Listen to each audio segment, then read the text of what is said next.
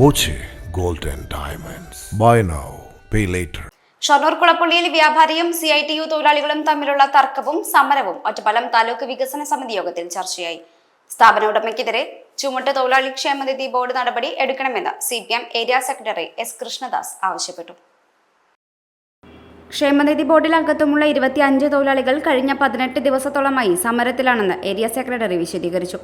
തൊഴിൽ നിഷേധത്തിൽ പ്രതിഷേധിച്ച് നടക്കുന്ന സമരം സ്ഥാപനത്തിന്റെ പ്രവർത്തനം തടസ്സപ്പെടാത്ത രീതിയിലാണെന്നും അദ്ദേഹം പറഞ്ഞു.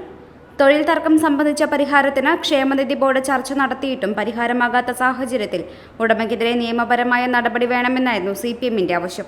അതേസമയം വിഷയം കോടതിയുടെ പരിഗണനയിലാണെന്നായിരുന്നു തൊഴിൽ വകുപ്പിന്റെ പ്രതികരണം.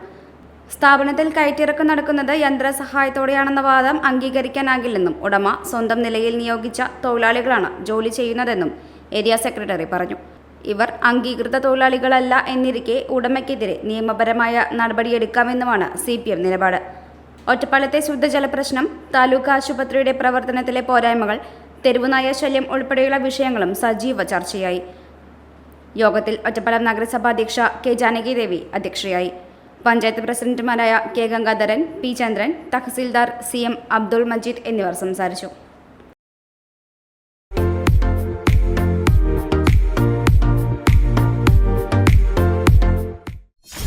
.view ന്യൂസ്, കാഴ്ചകളാണ് ലോകം, കണ്ടു തുടങ്ങുക.